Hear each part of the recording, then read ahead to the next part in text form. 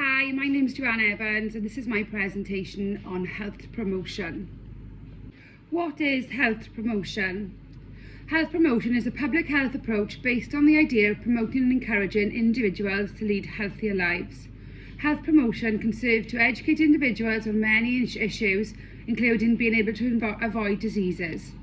Health promotion seems to be beneficial, with many preventative measures and illnesses being avoidable through lifestyle changes and education. In England, Wales, Scotland and Northern Ireland, health promotion can differ based on strategies and aims. But the key principle and focus is on promoting good health and encouragement of taking control of one's health.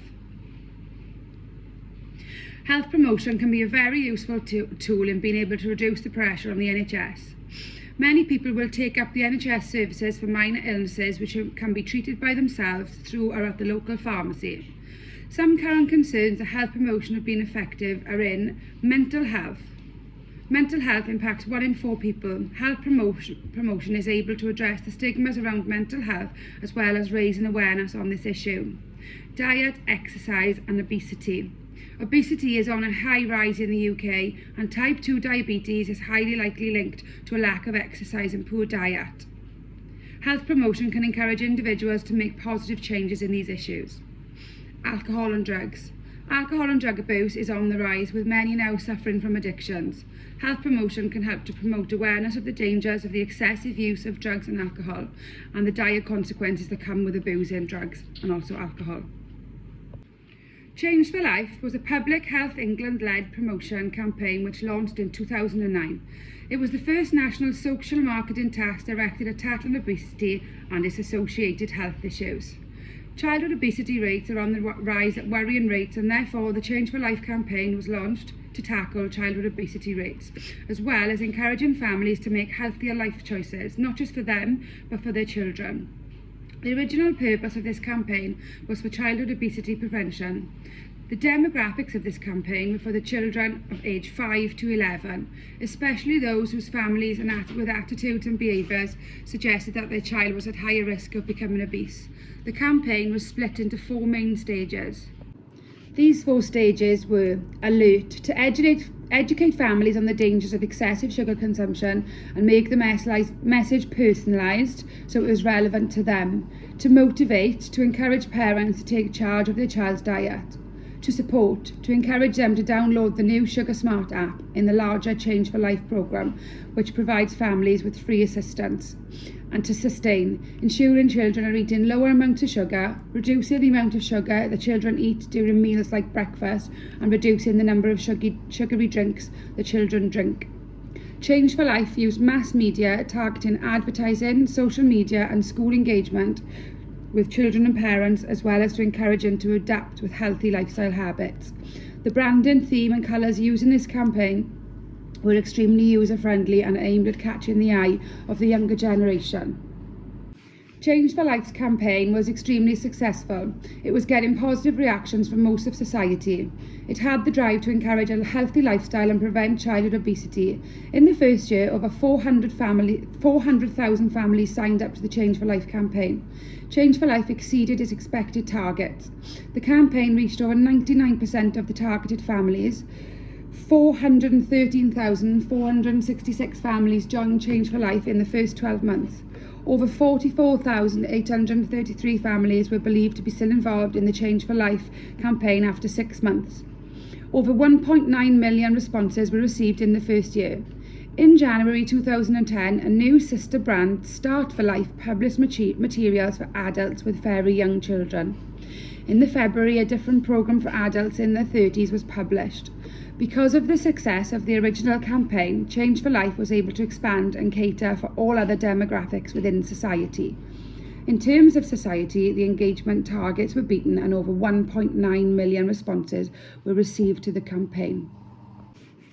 Better Health was another Public Health England-led initiative that was launched in 2020.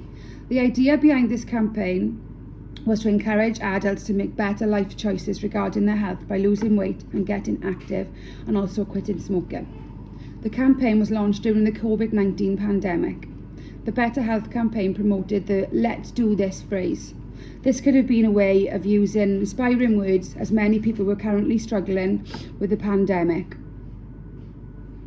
The campaign had 4 main goals: lose weight, quit smoking, get active and drink less. Good Health used 4 apps to encourage and support individuals with the aims of bettering their health: NHS Weight Loss Plan app, the NHS Quit Smoking app, the Couch to 5K app and the Drink Free Days app, as well as social media promotions. While the Better Health campaign received some mixed reactions, the stats revealed that 43% of individuals during January felt more motivated to make positive health changes in their lives. Around 6 million adults aged 40 to 60 said they planned to eat healthier, while 39% of adults said that they would lose weight. 4 in 10 regular smokers allegedly planned to quit. Because of its popularity and the engagement this campaign received in 2020, it was then reintroduced in 2021 to encourage individuals, especially middle-aged adults, to follow the 4 main aims of this campaign. When choosing how I would promote this area of health promotion, it is important to consider that 7.6 million people in the UK are living with heart and circulatory diseases. Therefore, sessions in the community would not be an adequate way to promote the risks related to these diseases. With this in mind, I have chosen the mass approach. The mass approach is to provide information to people on a large scale. The mass approach is able to share this information on mass levels, such as national and city-wide approaches. One disadvantage of this type of promotion is that not everyone who receives and views this campaign and information may relate. This can reduce the effectiveness of the health promotion. Mass media is usually distributed to many people quite promptly. Platforms may include TV, radio, and social media apps. Different resources can be used for health promotion campaigns depending on how it is to be shared. Resources that I would use for my health promotion campaign would be social media platforms, social media posters, story highlights and billboards. Paper posters to be published in NHS trusts and GP practices. Billboards could be used on buses and in populated areas. I would include small social media and physical billboards with posters. The main choice of media would be a single poster that could be viewed both online through the social media and physically in GP practices and healthcares. The statistics shown here show that 71% of people look at billboards when driving past. My thoughts would be to release this campaign in the new year, when people are often focusing on new goals. I would aim for the campaign to run over around 6 months, giving it plenty of time to sink in and reinforce encouragement.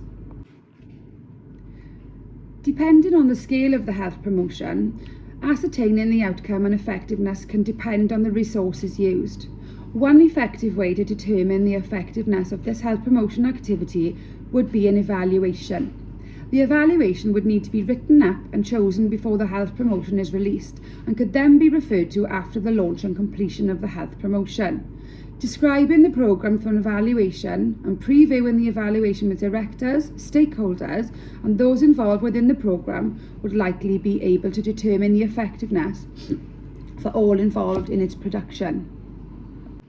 There are multiple different evaluation techniques available. Focus the evaluation design. The effectiveness of an evaluation relies on the strength of evidence gained and the data also sourced back from the health promotion. Process evaluation and impact outcome evaluation are the 2 main evaluation methodologies that are mainly used to process health promotion activities. Both strategies are usually required, and each methodology is crucial to gaining insight into its effectiveness. Process the evaluation. Processing the evaluation is looking at everything within the health promotion, on the programme's delivery, the levels of traffic gained and any potential emerging problems. Looking at whether the programme was delivered as planned or changed to accommodate any issues. Impact and outcome evaluation.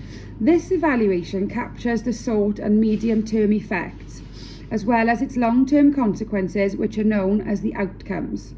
Choose the appropriate outcome for method for data collection. In this area, the health educator must assign roles on the delivery of resources for the health promotion. This is all about maximising on the intended audience and how best to reach them. Determine how best to analyse data and interpret the results. This is about understanding data and what techniques are used to break down the data captured during this health promotion. Describing the data, analysis techniques and computer software used, and asking for assistance in breaking down data and understanding it. Disseminate lessons learned. This is all about learning lessons and what went well and what also could be improved. This would all be about education, and whether that is training others, publishing reports to be viewed, or planning another health promotion campaign. This evaluation can then determine how successful our health promotion would be and what we could do to better it if we were to relaunch this particular health promotion.